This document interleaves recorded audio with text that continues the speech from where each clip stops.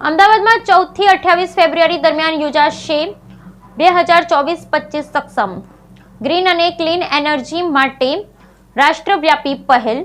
પ્રથમવાર અમદાવાદ ખાતે 14 થી 28 ફેબ્રુઆરી દરમિયાન સક્ષમ 2024-25 ગ્રીન અને ક્લીન એનર્જી માટેના રાષ્ટ્રવ્યાપી પહેલ યોજાવા જઈ રહી છે. સંરક્ષણ ક્ષમતા મહોત્સવ એ ministry of petroleum and natural ગેસના માર્ગદર્શન હેઠળ તેલ અને ગેસ જાહેર ક્ષેત્રના ઉપક્રમો દ્વારા સંચાલિત રાષ્ટ્રવ્યાપી ઇંધણ સંરક્ષણ પહેલ. આ વર્ષે આ ઝુંબેશ ફૂડ ઓઇલ પર નિર્ભરતા ઘટાડવા, ટકાઉ ઉર્જા ઉકેલનો પ્રોત્સાહન આપવા પર ધ્યાન કેન્દ્રિત કરે છે. 14 ફેબ્રુઆરીથી 28 ફેબ્રુઆરી 2025 સુધી ચાલનારા આ પખવાડિયાના અભિયાનનો ઉદ્દેશ બળતણ કાર્યક્ષમતા, પર્યાવરણીય ટકાઉપણું અને ભારતની ઉર્જા સુરક્ષાને પ્રોત્સાહન આપવાનું છે. આ ઉદ્ઘાટન સમારોહ WIRC અમદાવાદ શાખાના ICAI ભવન ખાતે યોજાયો હતો, જેમાં ગુજરાતના રાજ્યપાલ આચાર્ય દેવવ્રત મુખ્ય અતિથિ તરીકે ઉપસ્થિત રહ્યા.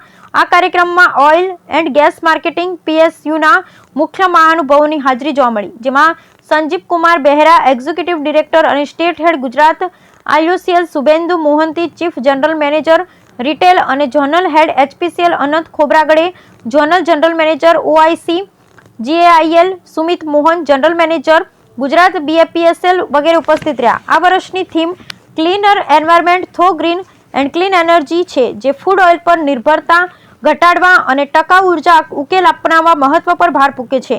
સક્ષમ 2024-25ના અનેક પહેલોનો સમાવેશ થાય છે, જેમાં અનેક શહેરો અને જિલ્લામાં સક્ષમ સાયક્લોથોન અને વોકેથોન, ટીવી, રેડિયો અને અખબારો દ્વારા વ્યાપક જનજાગૃતિ ઝુંબેશ અને વિદ્યાર્થીઓ, ખેડૂતો, ડ્રાઈવરો અને રહેણાંક સમુદાયના લક્ષ્ય બનાવતી વિવિધ ઇંધણ સંરક્ષણ પ્રવૃત્તિઓનો સમાવેશ થાય છે.